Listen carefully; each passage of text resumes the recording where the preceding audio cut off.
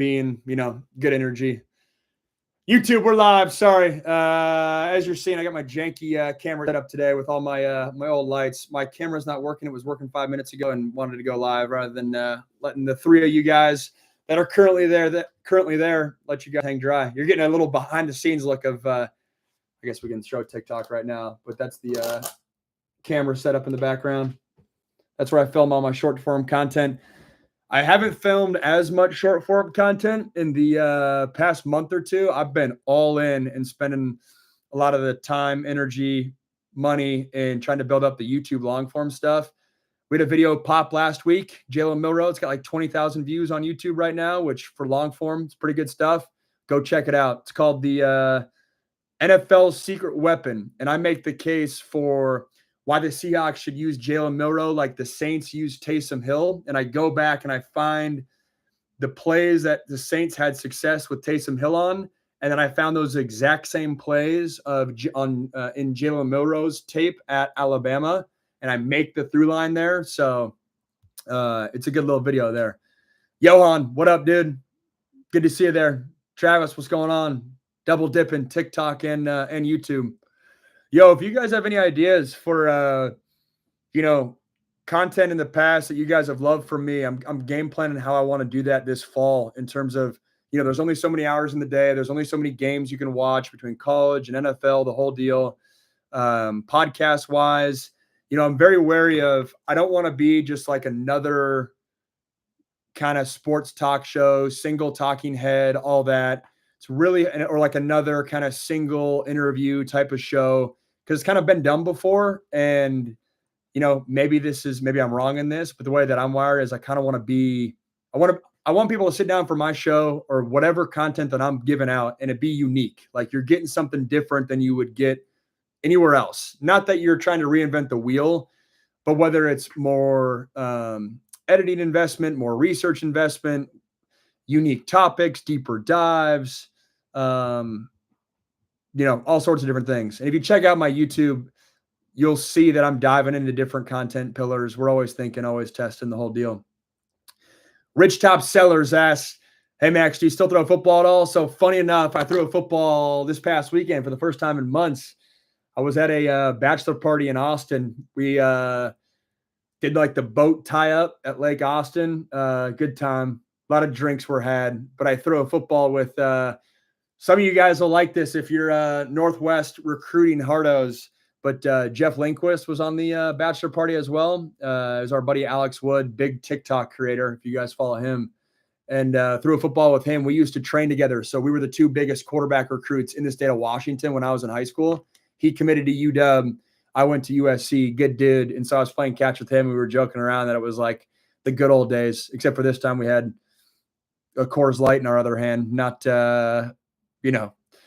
just throwing like high school kids at the Dempsey Center. Your mom asks, wild username. Thoughts on Darnold in Seattle? I know I've mentioned this like 900 times already, so I'm sorry, TikTok, but made a whole YouTube video on this. Type in, I forget what I titled it, but type in Sam Darnold, Max Brown. It'll come up. I'm super bullish on Sam. My biggest unique take with Sam is that this is the first time in his NFL career where he is an established starter, period. You can make the argument that Jalen Milroe's, on his heels and whatnot.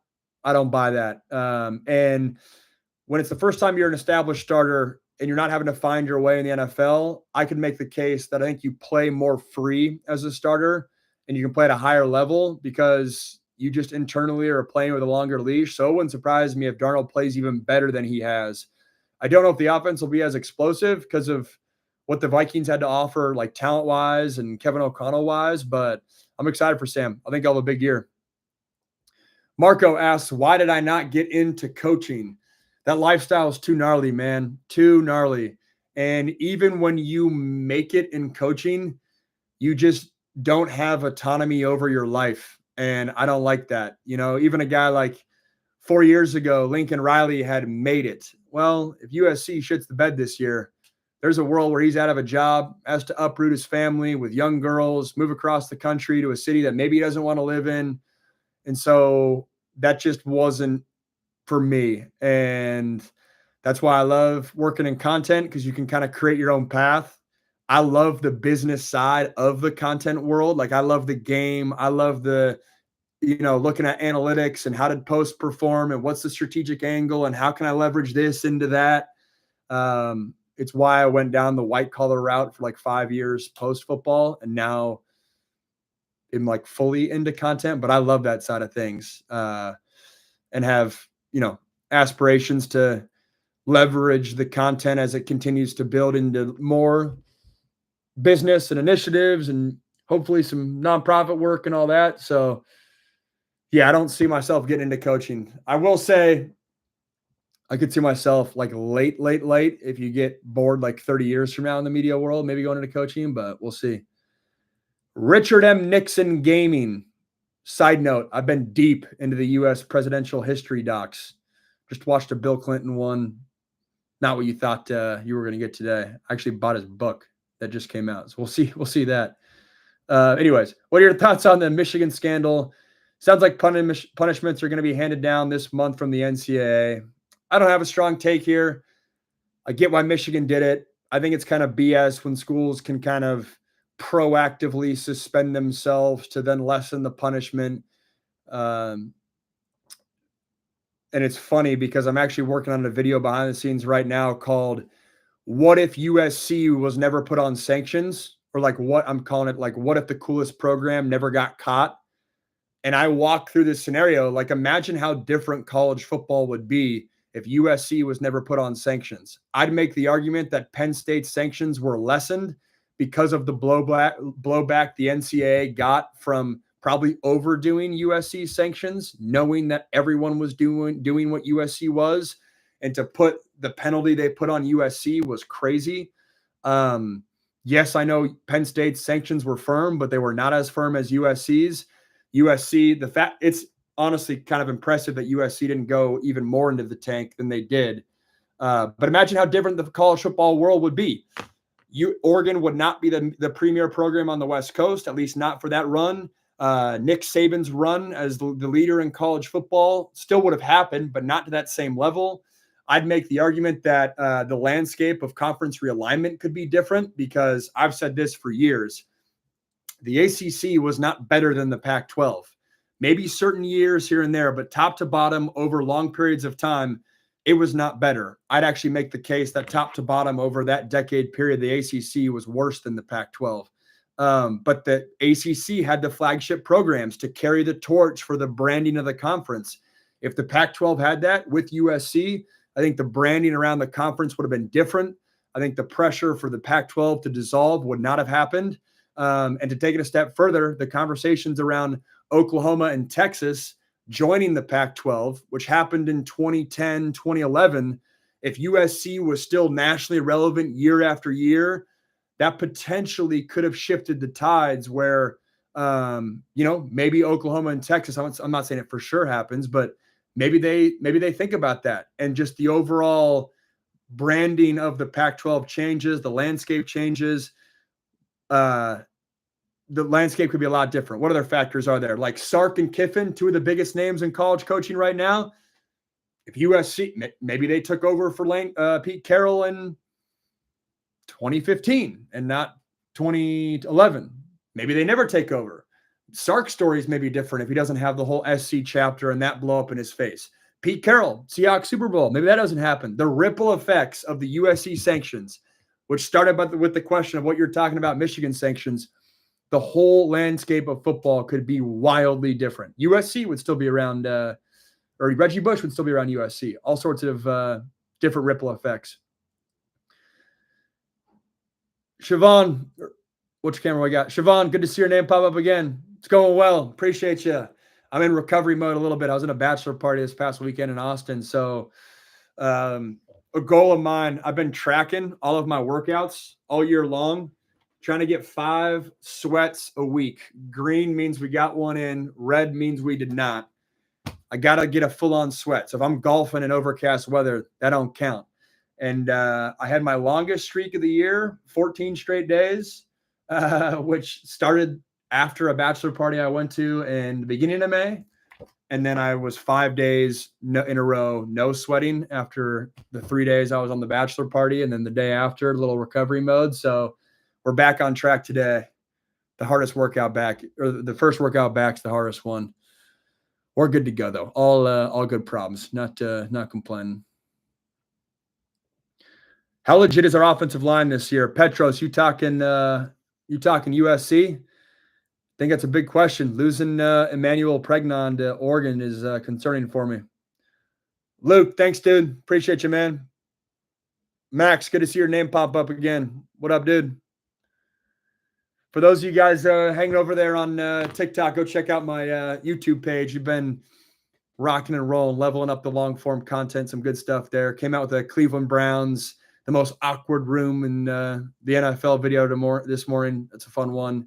Jalen Milroe video popped last week that I posted on Friday. Go check it out there. Who do I got winning the Belmont Stakes? I got nothing, dude. I went down like a rabbit hole of. Did you see that Instagram story I posted of the rabbit hole I went down of horse racing lineages after the Kentucky Derby? It was fun, but I don't got a take there. Who you got? Who you got? Cobdo 767.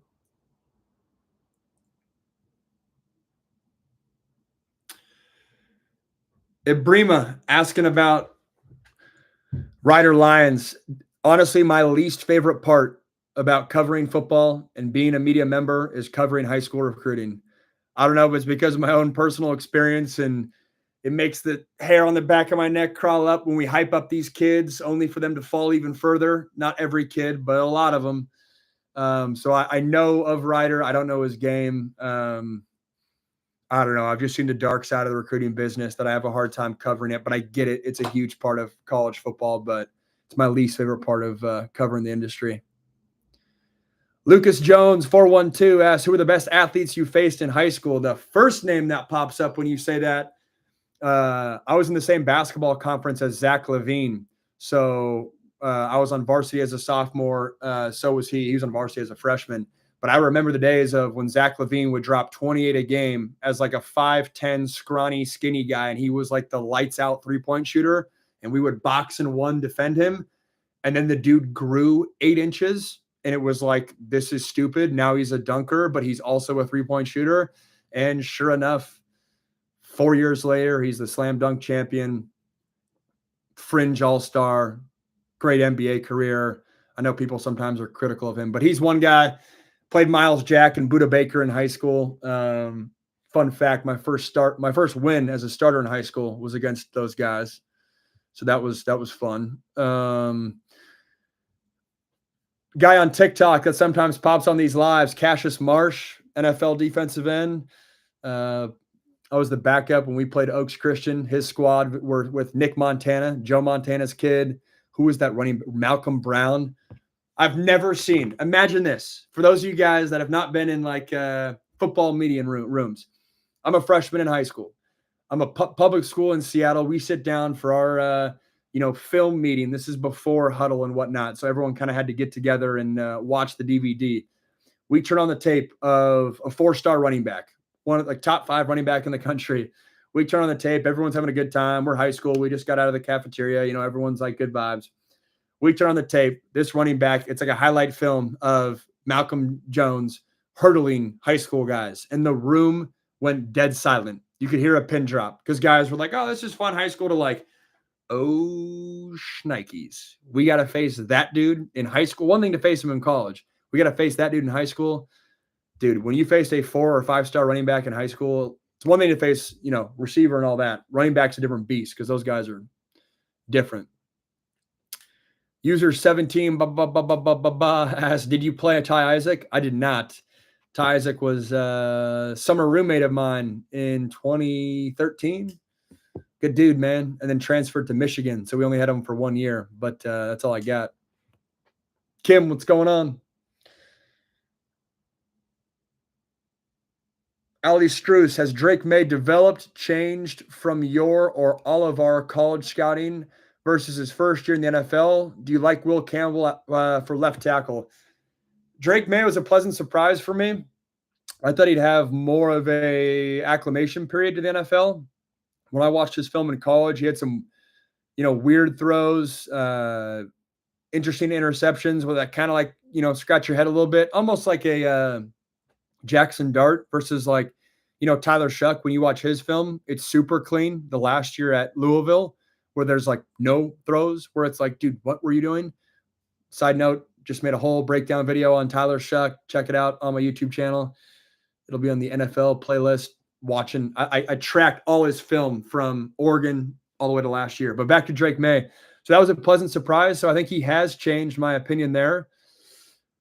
Be interesting to see what his ceiling is. Does he have like another jump, or did he already tap into some of that ceiling and now it's kind of fine tuning? Interested to see where he nets out there.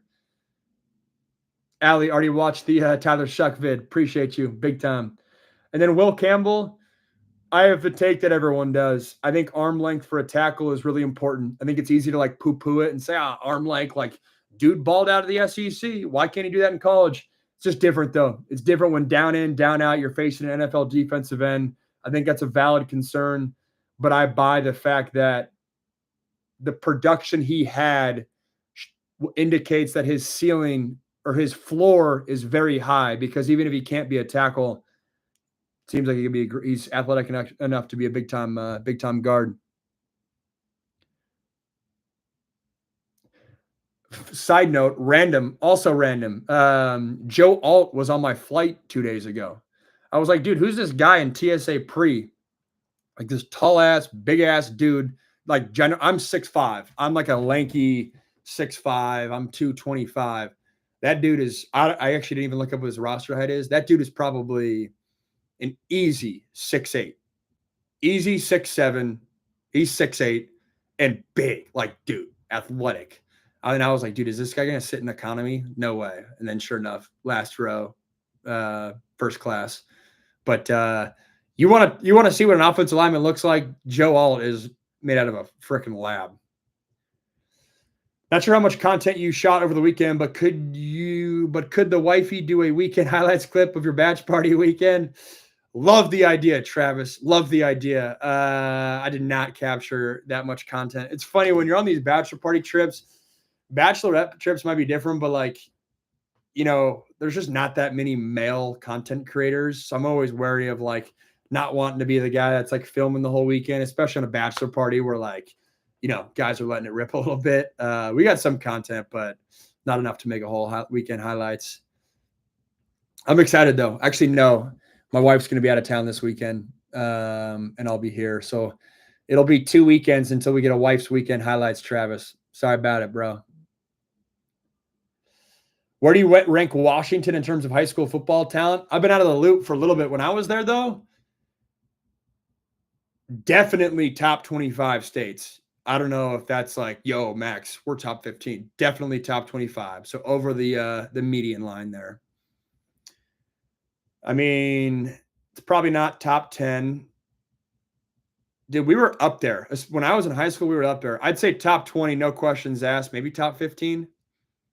I don't know where it's at now, though. Feels like every year there's been, I mean, just this past year, you had JT Tuimoloau. He was a second-round pick. You had Ohio State receiver. He came out of Seattle. Or he came out of Washington. There's dudes. So it's up there. Shelby, Vic fan, what's going on?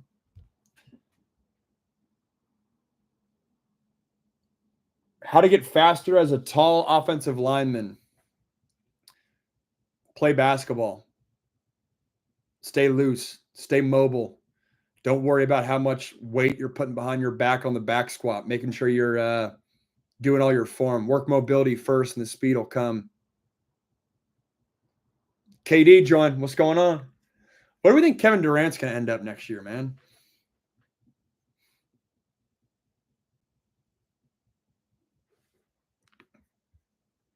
Looking at other questions I would have missed. Bambino G asked about the house settlement update. I got to research that. I don't know, to be honest. I don't know. Unless there was one and you're asking my reaction on it, but I got nothing. That stuff sometimes is so dry, it's hard to keep up on, but once it heats up, then I'll study it and lock in on it. I guess that's a weak answer. My understanding is nothing's been confirmed. All the college football programs are gearing up for the House settlement to be enacted, which would put roster cap on sizes, would allow athletic departments to pay athletes directly, which is now does not exist. It all comes from an outside collective, which will be interesting to see the ripple effects of that. Connor, what up, man? Noah, what up? No thanks. Ask next time you want to throw the ball, hit me up. Got to be honest. No thanks, which is a funny last name. I have no desire to throw the football anymore. It's kind of sad, but it hurts my arm. Had an injury that happened on the back end of my career, and my shoulder, it repaired well. We're locked in, knock on wood. Did some shoulder presses this morning. No pain there, but it hurts to throw, so I have no desire to play 7-on-7 QB. Unlimited said NBA fan. Tibbs just got fired. I didn't open up X this morning. He did?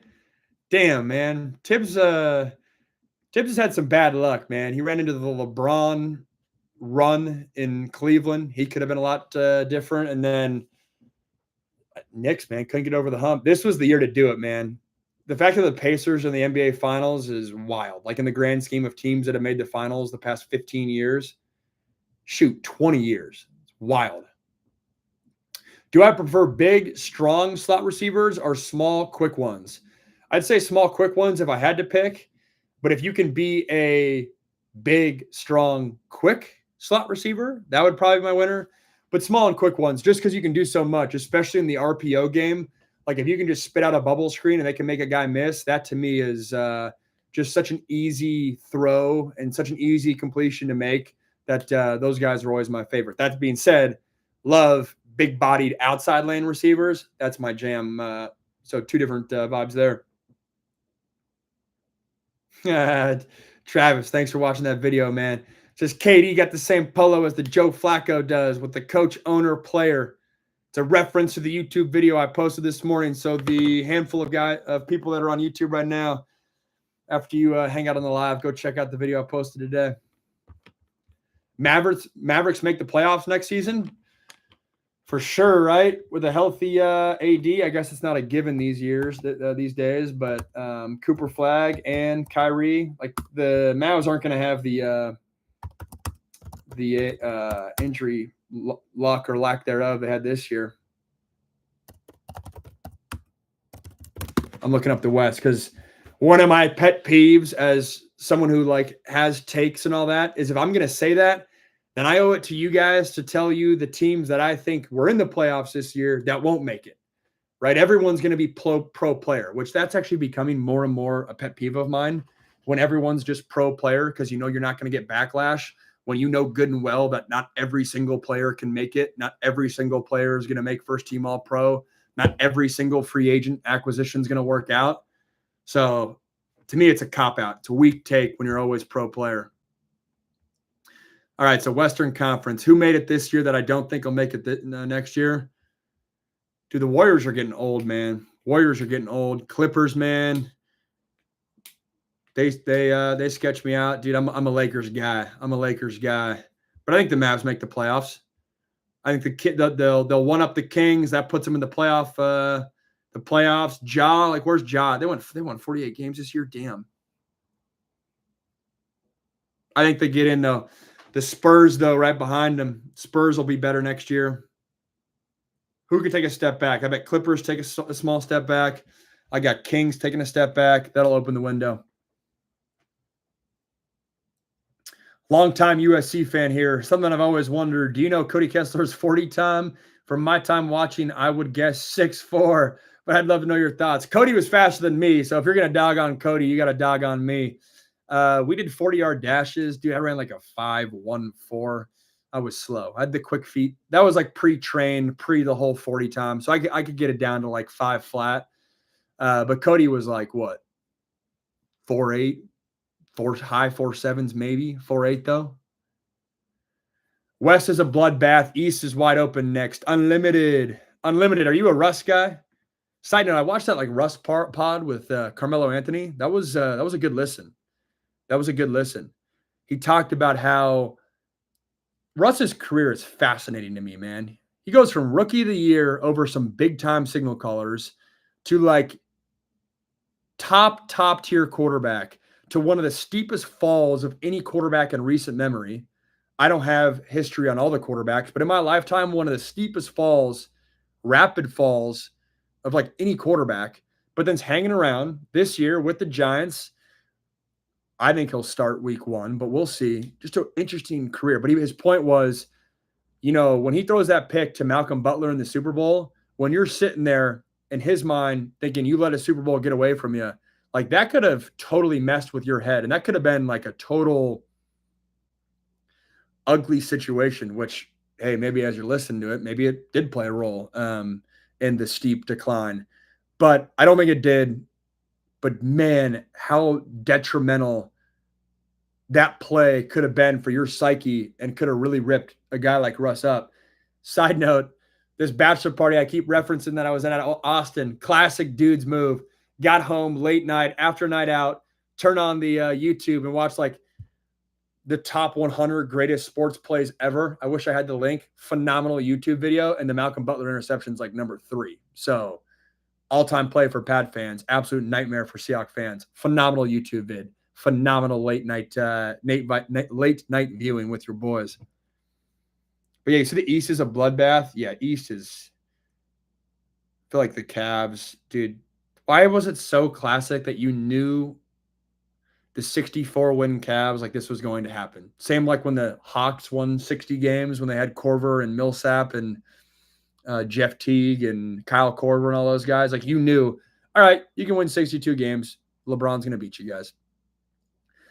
Best high school teammate you played with? Kason Williams, one of my receivers, my sophomore year was a five-star receiver. Anytime you have a 5-star receiver, 5-star quarterback, you can do some damage in the high school ranks. No thanks mentions that Russ had his mentor pass away. That was the start of his downfall. It's interesting. Yeah, Trevor Moa, I forget. Funny enough, Russ's quarterback coach right now was a high school teammate of mine, also a 5-star quarterback back in the day. So funny little reference there. It's a good point though. No thanks.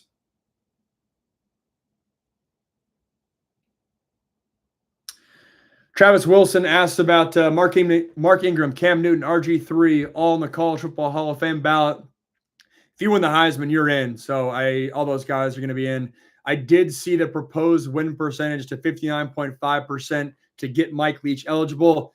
To me, the fact that you're literally changing that one rule and changing it so slightly shows that Mike Leach, that dude's getting in for sure, as he should, because his legacy, he completely changed the game of football, period. Not just college football, NFL, because a lot of the pass game concepts and the way we think about moving the football down the field was started by Mike Leach, and he went to an extreme. He said, "Yo, I don't got to run. I don't got to run the ball at all. We can pass the ball. We can spread teams out." He went to an extreme. People scaled it back, but he sparked guys like Sonny Dykes and Lincoln Riley, and I think the success that Lincoln Riley had in the mid 2010s of, hey, let me bring in the air raid passing mentality with the NFL run game scheme is all over college football now, and the NFL steals from college football. Mike Leach, big reason why. Fun fact. You guys will like this. So I made a short form video on this probably 6 months ago, so maybe some of you guys have seen it, but it's relevant to this. So, what was his name? Hal Mumme, which was the first head coach to hire Mike Leach to be his play caller in the 90s at the Power 5 level at the time at Kentucky. It was fun. I called Colorado State's bowl game this past year in which Hal Mumme's son was their offensive coordinator. And I asked him, hey, was there ever what was the game? What was the moment that you said that you realized like, hey, we're on to something? Like, this isn't just some fad of the air raid. This isn't just some, hey, Mike Leach is a lunatic or like he's some crazy outside thinker and like, what's he doing? Like, was there a moment? Was there a meeting? Was there a call? Was there a conversation?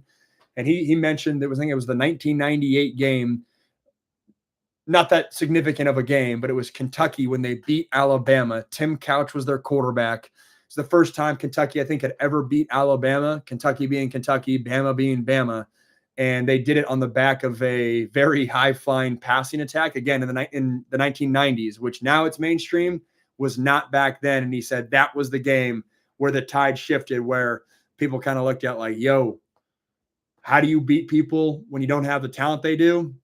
You can spread them out. You can do different things in the passing game. And that 1998 game, Kentucky over Bama, was the game that he referenced. Kind of cool. Could your high school football team beat Mater Dei? My senior year, hell yeah. My freshman year, hell yeah. Those were our two best teams. And that's before Mater Dei got rolling. That was after Matt Barkley, before the run that they're on. My high school team was what? My freshman year, we're top 10 in the country. My senior year, we were like 15 in the country. Who were your closest friends on the team at USC in 2015? Amada, is that a reference? I don't know if that's it. In-house reference. But it's the boys I just saw, man. My homies. Greg Groomsman, Jeff Miller, Nick Schlossberg, Alex Wood, Rob Dooley. Those are the homies. Wyatt Schmidt was our holder. I'm gearing up to golf with him. Robbie Colan, saw him recently. The homies, man. The homies. What did Clay Helton specialize in when he was at USC? Was he dialing up plays? Yeah, he was my offensive coordinator the first few years. He didn't call plays my freshman year, but then when Kiff left, he would help Sark call plays a little bit, but he was the offensive coordinator. Honestly, during the Sark days, he was a counselor to, I feel like, half the team because of all the craziness that was going on with Sark's situation. Helton was like the highest ranking, most level-headed coach there. So that was half of his job. That's why he became the interim head coach.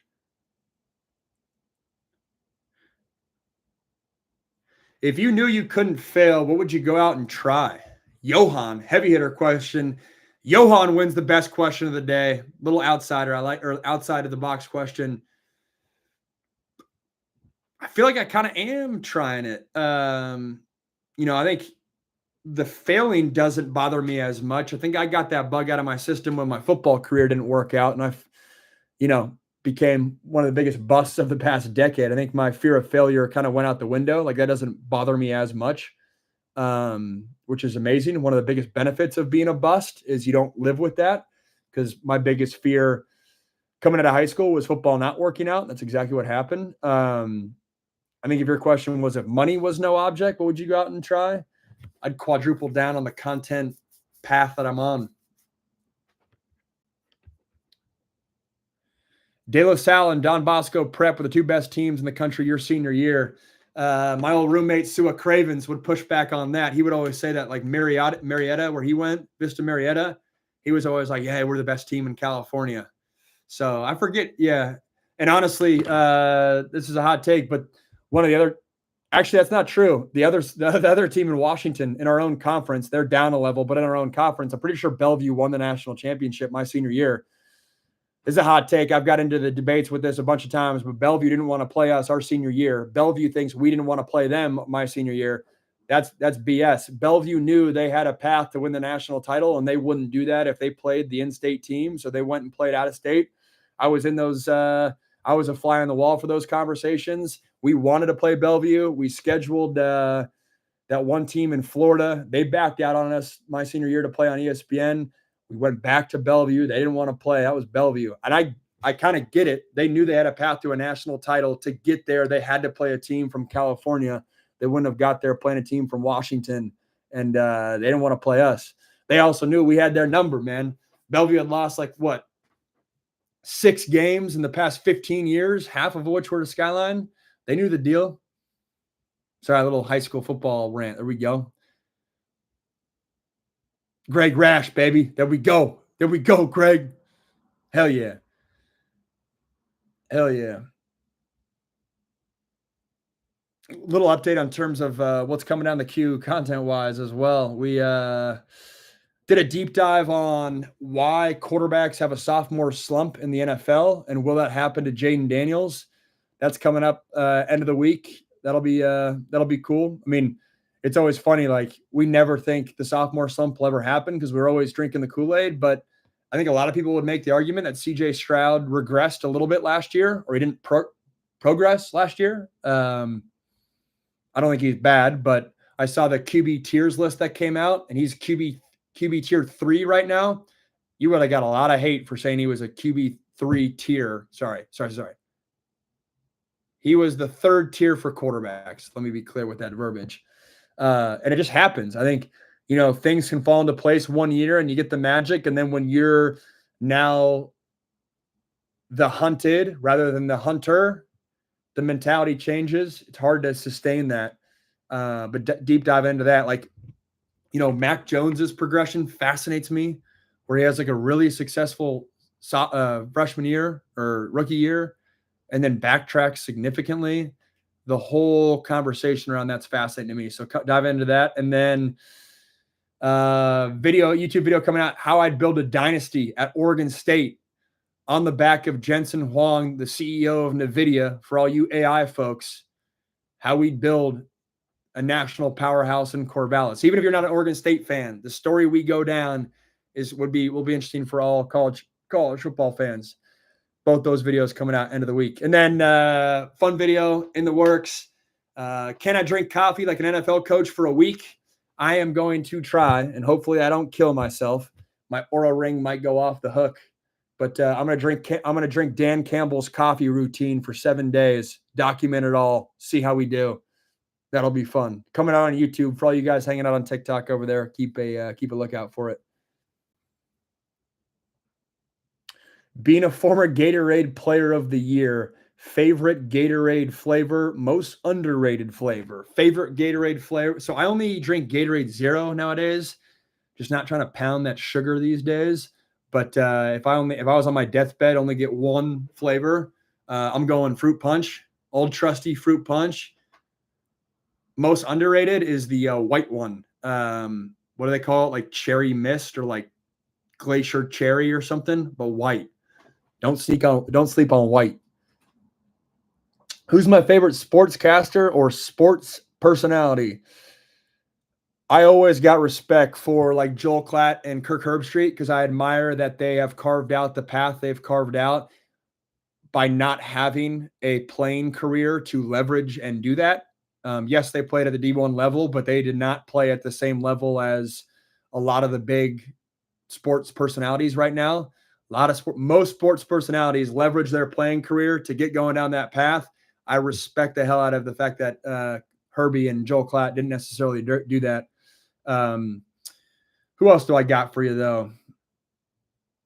Who else do I got for you? Who's my favorite? Who am I listening to? I love Colin Cowherd. Listen to him regularly. Love Ryan Russillo. Listen to him fairly regularly. Klatt, Herbie. Yeah, I'll leave it there. Desmond Williams Heisman. Did that mean to say Damon Williams? I was just with a big Washington crew this past weekend. We were talking about Damon Williams.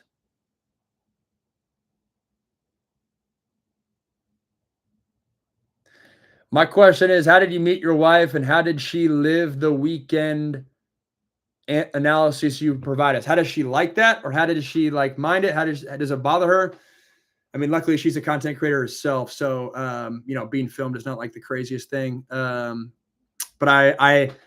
so I've done 8 of those already. And I've kind of learned the tricks of the trade is like, once I get kind of a pillar for the weekend that I know I'm going to like have that be like the bit for the weekend, I can kind of structurally film my footage where I'm not filming like the whole weekend. It might look like I'm literally always on my phone, but now we're able to hack it. She likes it though. I mean, we know what we're signing up for with that. But no, she likes it. It's funny.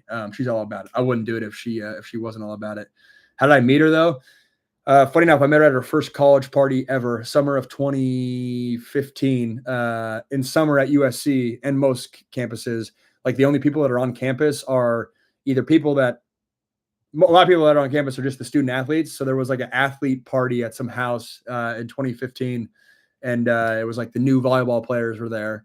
Met her there. She doesn't remember me, not because she was intoxicated, but because I guess I was just irrelevant. And then I'd see her at like parties the coming months.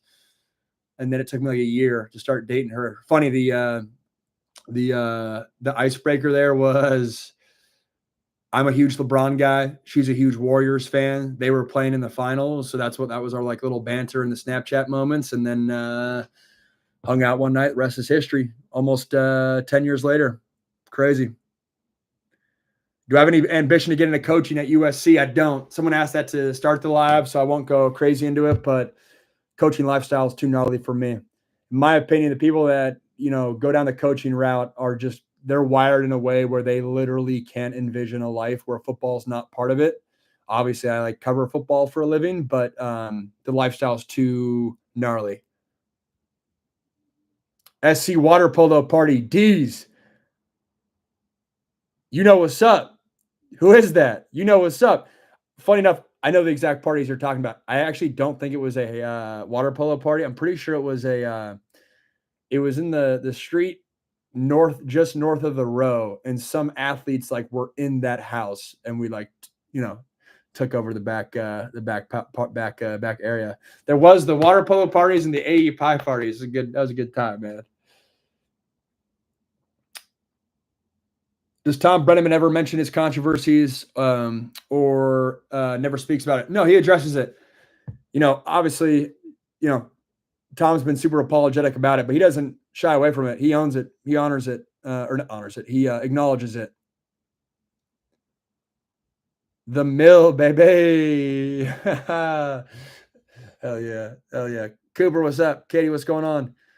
What do you think of Sam Darnold and the Hawks this year? Yeah, someone asked that earlier, so I won't spend a ton of time on it, but I'm bullish, man. I think Sam's going to have a big year. I do not buy the hype that Jalen Milroe is ready to be an NFL starter. I think he should have gone back to school. I think he's got to develop quickly, and it's got to be the perfect scenario for him to develop as a passer and become a big-time signal caller. If you're asking that on TikTok, literally just had a huge Jalen Milroe video pop on YouTube. Go out and check it. Go check it out. It's called The NFL's Secret Weapon or something like that. Just go NFL Secret Weapon, Max Brown. It'll come up. It's a great video. Super proud of it. Dr. Pond's Pizza. You know it, boy. I mentioned this in a recent live, but I was at Game 7 of the 2016 NBA Finals. I will never, ever go to a better sporting event in my life, period. You can say, oh, Max, never say ever, never say never. No, I will never go to a better sporting event than that. The stakes of that moment won't beat it. The legends in that moment, the Hall of Famers playing in that game will never happen again. Never, never, never happen again. Coming up on time, we got like 8 minutes left. Sam Levitt Heisman season loading. My Sam Levitt take, man, dude's got a lot of swagger. I don't know anything about the guy, but I know the juice around ASU. Lock in, dude. Lock in. Maybe he is, but from an outsider's perspective that doesn't follow the beat, stay the course. Stay the course. If you win games, you throw touchdowns, you won't need to have all the flash and do all that. Just win ball games, baby. Again, ASU, I think, snuck up on people last year. They're not sneaking up on people this year. I think he's a heck of a player. Stay the course, baby. Stay the course. Mind your manner. Yes, I recognize your logo. I did play basketball in high school. I did not play my senior year because I had to graduate high school early to try to go win a starting job at USC. But, yeah, I played basketball in high school. Who's the first overall pick in fantasy football this year? That's a good question. Who's out there? Who? What, Saquon? It was Christian last year in every draft. What, Saquon? I would not do Justin Jefferson. I'm very hesitant on J.J. McCarthy. Who else is out there? Jamar Chase, yeah. Johan's high on Omarion Hampton. I saw Omarion Hampton 3 times in person last year. Dude's a beast. I do not think he's on the same level as Ashton Genty. Dude's a beast, though. Good situation he's in Chicago, going to get featured. But yeah, probably Saquon, right? I bought way too many Anthony Richardson rookie cards this offseason. Need a big year. Dees. Dude, Dees is MVP of the chat because you just reminded me that I have a shnikey ton of shnikey ton's not a word. I have a lot of Shea Gilgeous-Alexander rookie cards that I haven't thought about in like a year. I totally forgot. I was part of like the trading card frenzy. One sec. Hang with me. It's right here. One sec. I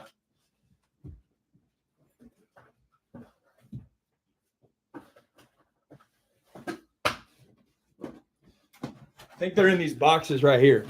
I forgot about that. I bought like 10 Shea rookie cards like 6 years ago. My first job out of football was working for Gary Vee, and he's a big trading card guy. One second, right here. One sec.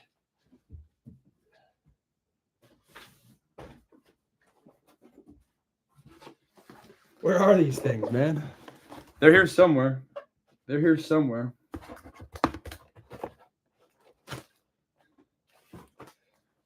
Can't show you guys all the love letters from my wife. That was weird. You guys saw legs. It's all good. Volleyball picture of my wife. Throwback.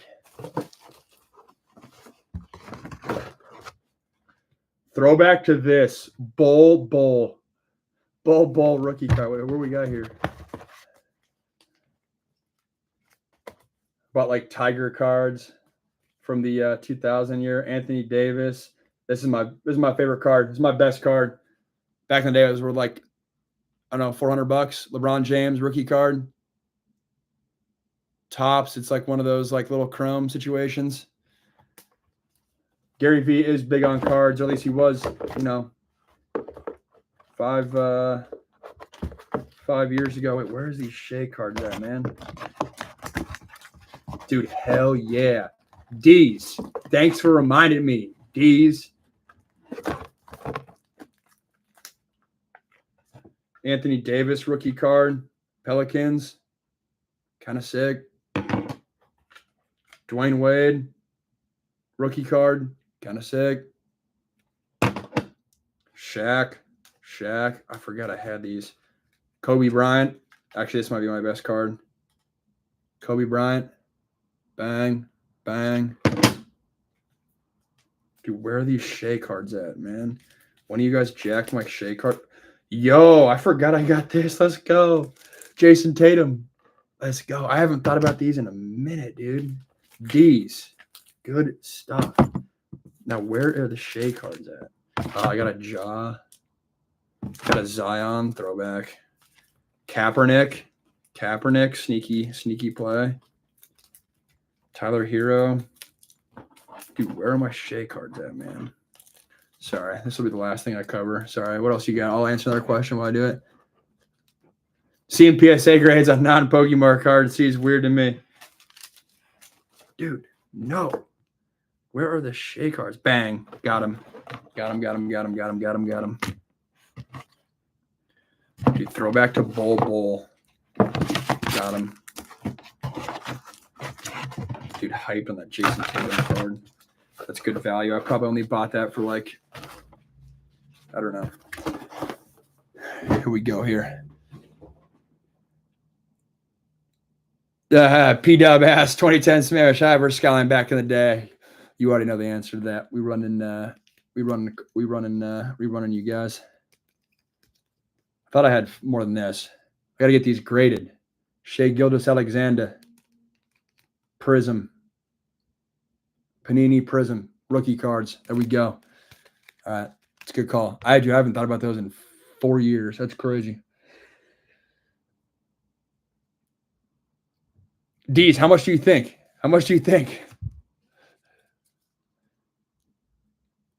Rated rookie. This is the best one, I think. Like an optic situation. Bang. This is worth $1,000. Hell yeah. Let's go. Who's my pick for the NBA Finals? All right. I gotta go Pacers, man. I'm a Sonics guy, so I cannot root for the Thunder. Which always like surprises people. People don't realize that, like, at least for me, if you're a Sonics fan and rooting the Thunder, you're not a real Sonics fan. Anyways, we're almost at the top of the hour, which means I got to sign off. Thursday, we'll be back live at noon. Sorry, my camera was crap, YouTube, but we'll be back. Bunch of cool content coming out later this week. It'll be 2 long form videos diving deep into why quarterbacks go through sophomore slumps in the NFL. Check that out. And then how I'd build a college football dynasty in Oregon State. Even if you're not an Oregon State fan, if you're a college football fan, you'll like that video. True. Mind Yo Mana says the Thunder winning will increase the value of these cards. That is true. That is very true. So I guess I'm torn, but no, I got to ride with my my Seattle squad first. Yeah, God's anonymous. Appreciate the comments today. I'll see you guys Thursday. Appreciate you hanging as always.